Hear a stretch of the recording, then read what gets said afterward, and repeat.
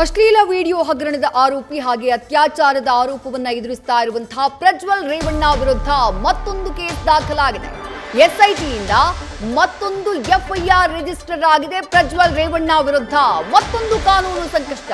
Prajwal ರೇವಣ್ಣಗೆ IPC section 376 ಅಡಿಯಲ್ಲಿ ಅಂದ್ರೆ ಅತ್ಯಾಚಾರಕ್ಕೆ ಸಂಬಂಧಪಟ್ಟಂತಹ ಸೆಕ್ಷನ್ ಇದು.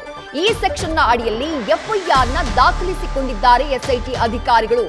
ಸಿಐಡಿ ಸೈಬರ್ ಸೆಲ್ ಠಾಣೆಯಲ್ಲಿ ಎಫ್ಐಆರ್ ದಾಖಲಾಗಿದೆ. ನ್ಯೂಸ್ ಫಸ್ಟ್ಗೆ ಎಸ್ಐಟಿಯ ಉನ್ನತ ಮೂಲಗಳಿಂದ ಲಭ್ಯವಾಗ್ತಾ ಇರುವಂತಹ ಮಾಹಿತಿ ಇದು. ಅಲ್ಲಿಗೆ 3 ಪ್ರಕರಣ ದಾಖಲಾದ ಹಾಗಾಯಿತು. ಒಂದು ಪ್ರಕರಣ ಹೊಳೆನರಸೀಪುರ ಟೌನ್ ಠಾಣೆಯಲ್ಲಿ ದಾಖಲಾಗಿರುವಂತಹ ಲೈಂಗಿಕ ಕಿರುಕುಳ ಪ್ರಕರಣ. ಅದಾದಂತಹ ನಂತರದಲ್ಲಿ ಸಿಐಡಿ ಸೆನ್ ಠಾಣೆಯಲ್ಲಿ ದಾಖಲಾದಂತಹ ಮತ್ತೊಂದು ಅತ್ಯಾಚಾರ ಪ್ರಕರಣ 376(2)N ಈ ಸೆಕ್ಷನ್ ನ ಅಡಿಯಲ್ಲಿ ನಿರಂತರವಾಗಿ ಅತ್ಯಾಚಾರ ಮಾಡಿದಂತಹ ಆರೋಪದ ಅಡಿಯಲ್ಲಿ ದೂರು ದಾಖಲಾಗಿತ್ತು. ಈಗ ಮತ್ತೊಂದು ಎಫ್ಐಆರ್ ಪ್ರಜ್ವಲ್ ರೇವಣ್ಣ ವಿರುದ್ಧ ದಾಖಲಾಗಿದೆ. ಮತ್ತಷ್ಟು ಡೀಟೇಲ್ಸ್ ನಮ್ಮ ಪ್ರತಿನಿಧಿ ವಿಷ್ಣು ಪ್ರಸಾದ್ ನೀಡ್ತಾ ಹೋಗ್ತಾರೆ. ವಿಷ್ಣು, 2 ಕೇಸ್ ದಾಖಲಾಗಿತ್ತು. ಅದರಲ್ಲಿ ಒಂದು ಅತ್ಯಾಚಾರಕ್ಕೆ ಸಂಬಂಧಪಟ್ಟಂತಹ ಸೆಕ್ಷನ್ ಗಳನ್ನ ಹಾಕಲಾಗಿತ್ತು. ಈಗ ಮತ್ತೊಂದು ಅತ್ಯಾಚಾರದ ಆರೋಪ ಪ್ರಜ್ವಲ್ ರೇವಣ್ಣ ವಿರುದ್ಧ. ಸಂತ್ರಸ್ತೆ ಕೊಟ್ಟಂತಹ ಹೇಳಿಕೆಯಲ್ಲಿ ಆಕೆ ಕೊಟ್ಟಂತಹ ದೂರಿನಲ್ಲಿ ಏನಿದೆ ವಿಷ್ಣು ಪ್ರಸಾದ್? ಮತ್ತೊಂದು ಕೇಸ್ ರಿಜಿಸ್ಟರ್ ಆಗಿರುವಂಥದ್ದು ಅಂದರೆ ಈ ಪ್ರಕರಣದಲ್ಲಿ ಪ್ರಜ್ವಲ್ ರೇವಣ್ಣ ವಿರುದ್ಧ 4ನೇ ಎಫ್ಐಆರ್ ರಿಜಿಸ್ಟರ್ ಆಗ್ತಿರುವಂಥದ್ದು. ಮೊದಲನೇ ಎಫ್ಐಆರ್ನಲ್ಲಿ ಕೇವಲ 354 ಇತ್ತು, ಅದು ಲೈಂಗಿಕ ದೌರ್ಜನ್ಯ ಆರೋಪ ಪ್ರಕರಣ ಇತ್ತು. ಅದಾದ ಬಳಿಕ ರಿಜಿಸ್ಟರ್ ಆಗ್ತಿರುವಂತಹ ಅದು ಅತ್ಯಾಚಾರ ಆರೋಪ ಇರುವಂತಹ 3ನೇ ಪ್ರಕರಣ ಇರು. ಈ ಪ್ರಕರಣದಲ್ಲೂ ಕೂಡ 376 ಅನ್ನು ಹಾಕುವಂತಹ ಕೆಲಸವನ್ನು ಪೊಲೀಸ್ ಅಧಿಕಾರಿಗಳು ಮಾಡಿದ್ದಾರೆ. ಜೊತೆಗೆ ಆಸ್ ಯೂಶುವಲ್ ಅದರಲ್ಲಿರುವಂತೆ 354 ಕೂಡ ಇದರಲ್ಲೂ ಕೂಡ ಆ್ಯಡ್ ಮಾಡುವಂಥ ಕೆಲಸ ಪೊಲೀಸ್ ಅಧಿಕಾರಿಗಳು ಮಾಡಿದ್ದಾರೆ. ಇದು ಪ್ರಜ್ವಲ್ ರೇವಣ್ಣ ಅವರ ವಿರುದ್ಧ ದಾಖಲಾಗ್ತಿರುವಂತಹ 3ನೇ ಅತ್ಯಾಚಾರ ಪ್ರಕರಣ. ಅಂತಂದರೆ ಈ ಒಂದು ಪ್ರಕರಣದಲ್ಲಿ ಈಗೇನು ವಿಡಿಯೋ ವೈರಲ್ ಆಗ್ತಾ ಇತ್ತು ಅದರಲ್ಲಿರುವಂತಹ ಸಂತ್ರಸ್ತರನ್ನೆಲ್ಲ ಒಂದು ಕಡೆ ಭೇಟಿ ಮಾಡಿ ದೂರು ಪಡೆದುಕೊಳ್ಳುವಂತಹ ಕೆಲಸವನ್ನು ಎಸ್ಐಟಿ ಅಧಿಕಾರಿಗಳ ಟೀಮ್ ಮಾಡ್ತಾ ಇತ್ತು. ಅವರು SP ಅಧಿಕಾರಿಗಳ ನೇತೃತ್ವದ ಟೀಮ್ ಅವ್ರನ್ನ ಭೇಟಿ ಮಾಡಿ ಅವರಿಂದ ಹೇಳಿಕೆ ದಾಖಲಿಸಿಕೊಂಡು ಆ ಹೇಳಿಕೆ ಆಧಾರದ ಮೇಲೆ ಎಫ್ಐಆರ್ ಮಾಡುವಂಥ ಕೆಲಸ ಆಗ್ತಿತ್ತು. ಈಗ ಸಿಕ್ಕಿರುವಂಥದ್ದು ಕಳೆದ ಭಾನುವಾರ 4ಕ್ಕೂ ಹೆಚ್ಚು ಮಂದಿ ಸಂತ್ರಸ್ತರು ಬಂದು ಹೇಳಿಕೆ ಕೊಡುವಂತಹ ಕೆಲಸವನ್ನು ಮಾಡಿದ್ರು. ಆ ಕೊಟ್ಟಂತಹ ಹೇಳಿಕೆಯಲ್ಲಿ ಓರ್ವ ಹೇಳಿಕೆಯ ಆಧಾರದ ಮೇರೆಗೆ ಈಗ ಇನ್ನೊಂದು ಎಫ್ಐಆರ್ ರಿಜಿಸ್ಟರ್ ಮಾಡುವಂಥ ಕೆಲಸವನ್ನು ಮಾಡಿದ್ದಾರೆ. ಇದರಲ್ಲೂ ಕೂಡ ಅದರಲ್ಲೂ ಪ್ರಮುಖವಾಗಿ ಇದರಲ್ಲಿ ಸರ್ಕಾರಿ ಅಧಿಕಾರಿ ಅಂತ ಹೇಳಾಗ್ತಿರುವಂಥದ್ದು ಒಂದು ಟ್ರಾನ್ಸ್ಫರ್ ಮಾಡಿಸ್ಕೊಡುವಂತಹ ವಿಚಾರಕ್ಕೆ ಸಂಬಂಧಪಟ್ಟಂತೆ, ಜೊತೆಗೆ ಪ್ರಮೋಷನ್ ಕೊಡಿಸ್ತೀನಿ ಅನ್ನೋ ಒಂದು ಆಮಿಷವನ್ನು ಉಟ್ಬಿಟ್ಟು ನನ್ನನ್ನು ದುರ್ಬಳಕೆ ಮಾಡಿಕೊಂಡ್ರು ಅನ್ನೋ ಗಂಭೀರ ಆರೋಪವನ್ನು ಆಕೆ ಮಾಡ್ತಿರುವಂಥದ್ದು. ಇದಕ್ಕೆ ಸಂಬಂಧಪಟ್ಟಂತೆ ಈಗಾಗಲೇ ಆಕೆ ಹೇಳಿಕೆಯನ್ನು ಕೂಡ ದಾಖಲಿಸಿಕೊಳ್ಳುವಂತಹ ಕೆಲಸವನ್ನು ಎಸ್ಐಟಿ ಟೀಮ್ ಮಾಡಿದೆ.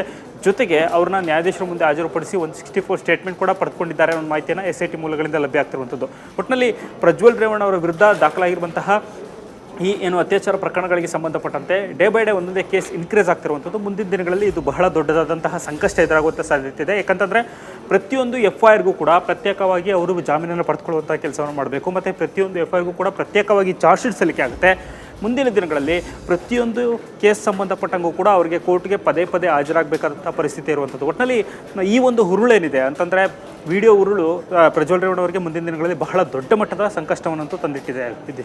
ವಿಷ್ಣು ಪ್ರಸಾದ್, ಮೊದಲ ಕೇಸ್ ದಾಖಲಾದಾಗ ಲೈಂಗಿಕ ಕಿರುಕುಳದ ಆರೋಪ ಕೇಳಿಬಂತು ಪ್ರಜ್ವಲ್ ರೇವಣ್ಣ ಅವರ ವಿರುದ್ಧ ಕೂಡ 2ನೇ ಕೇಸ್ನಲ್ಲಿ 376(2)N ಈ ಸೆಕ್ಷನ್ ನ ಹಾಕಲಾಯಿತು. ಗನ್ ಪಾಯಿಂಟ್ ನಲ್ಲಿ ನನ್ನ ಮೇಲೆ ನಿರಂತರವಾಗಿ ಅತ್ಯಾಚಾರ ಮಾಡಿದ್ದಾರೆ ಅಂತ ಹೇಳಿ ಸಂತ್ರಸ್ತೆ ಆರೋಪ ಮಾಡಿದ್ರು. ಈಗ 3ನೇ ಎಫ್ಐಆರ್ ಏನ್ ದಾಖಲಾಗಿದೆ ಅದರಲ್ಲಿ ಯಾವ ರೀತಿಯಾದಂತಹ ಆರೋಪ ಇದೆ ಅಂತ ಹೇಳಿ ವಿದೇಶಿ ಇದಕ್ಕೆ ಸಂಬಂಧಪಟ್ಟಂತೆ ಎಸ್ಐಟಿ ಅಧಿಕಾರಿಗಳು ಇನ್ನೂ ಸಂಪೂರ್ಣವಾದಂಥ ಮಾಹಿತಿಯನ್ನು ರಿವೀಲ್ ಮಾಡ್ತಿಲ್ಲ. ಕಾರಣ ಏನಂತಂದರೆ ಎಫ್ಐಆರ್ ರಿಜಿಸ್ಟರ್ ಆಗಿರುವಂಥದ್ದು. ಒಂದು ಕಡೆ ಈ ರೀತಿ ಅತ್ಯಾಚಾರ ಪ್ರಕರಣಗಳಿಗೆ ಸಂಬಂಧಪಟ್ಟಂತೆ ಆ ಒಂದು ವಿಚಾರವನ್ನು ತಕ್ಷಣವೇ ಡಿಸ್ಕ್ಲೋಸ್ ಮಾಡುವಂಥದ್ದು ಸಾಕಷ್ಟು ಸಂಕಷ್ಟ ಎದುರಾಗುವಂಥದ್ದು ಮತ್ತು ಎಸ್ಐಟಿ ತನಿಖಾಧಿಕಾರಿಗಳಿಗೆ ತನಿಖೆಗೆ ಹಿನ್ನಡೆ ಆಗುತ್ತೆ ಅಂತ ಹೇಳುವಂಥದ್ದು. ಆದರೆ ಇದು ಕೋರ್ಟ್ಗೆ ಅಪ್ಡೇಟ್ ಆದಂಥ ಸಂದರ್ಭದಲ್ಲಿ ಅಂದರೆ ಈಗ ಇವತ್ತು ಸಂಜೆ ಒಳಗೆ ಈ ಒಂದು ಪ್ರಕರಣಕ್ಕೆ ಸಂಬಂಧಪಟ್ಟಂತೆ ಕೋರ್ಟ್ಗೆ ಮಾಹಿತಿ ಸಲ್ಲಿಕೆ ಮಾಡುವಂಥ ಕೆಲಸವನ್ನು ಮಾಡ್ತಾರೆ. ಅಷ್ಟರಲ್ಲಿ ಎಕ್ಸಾಕ್ಟಾಗಿ ಏನಾಗಿದೆ ಅನ್ನೋದು ಕ್ಲಾರಿಟಿಫೈ ಸಿಗುವಂಥದ್ದು. ಮತ್ತು ಅವ್ರು ಹೇಳ್ತಿರುವಂಥದ್ದು ಅತ್ಯಾಚಾರ ಸಂಬಂಧಪಟ್ಟಂತೆ IPC ಸೆಕ್ಷನ್ 376 ಬಿದ್ದಿರೋದು. ಅದರ ಪರ್ಟಿಕ್ಯುಲರ್ ಯಾವ ಸಬ್ಸೆಕ್ಷನ್ ಹಾಕಿದ್ದಾರೆ ಅನ್ನೋದು ತುಂಬಾ ಇಂಪಾರ್ಟೆಂಟ್ ಆಗುವಂಥದ್ದು. ಯಾಕಂತಂದರೆ ಈಗ ರಿಜಿಸ್ಟರ್ ಆಗಿರುವಂತಹ ಪ್ರಕರಣಗಳಲ್ಲೂ ಕೂಡ ಎಲ್ಲದರಲ್ಲೂ ಕೂಡ ಬೇರೆ ಬೇರೆ ಆಯಾಮಗಳು ಬರ್ತಿರುವಂಥದ್ದು.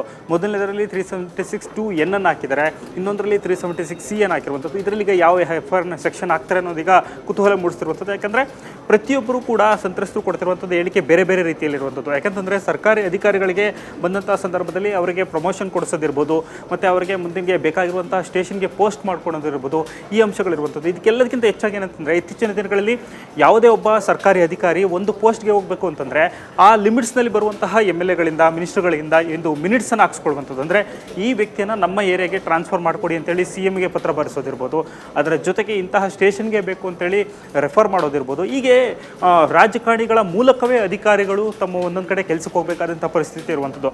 ಇದನ್ನು ಎಲ್ಲೊಂದು ಕಡೆ ಇವರು ದುರುಪಯೋಗ ಮಾಡಿಕೊಂಡ್ರೆ ಅನ್ನೋ ಒಂದು ಆರೋಪವೂ ಕೂಡ ಈಗ ಕೇಳಿಬರ್ತಿರುವಂಥದ್ದು. ಅದರಂತೆ ಅಧಿಕಾರಿ ಕೊಟ್ಟಂತಹ ದೂರಿನ ಆಧಾರದ ಮೇರೆಗೆ ಈ ಒಂದು ಕೇಸನ್ನು ಈಗ ರಿಜಿಸ್ಟರ್ ಮಾಡುವಂಥ ಕೆಲಸ ಆಗಿದೆ. ಹೀಗಾಗಿ ಯಾವ ಸೆಕ್ಷನ್ ಆಗ್ತಾರೆ ಅನ್ನೋದು ಈಗ ಮುಂದೆ ತುಂಬಾ ಕುತೂಹಲ ಮೂಡಿಸಿರುವಂಥದ್ದು ವಿದೇಶಿ.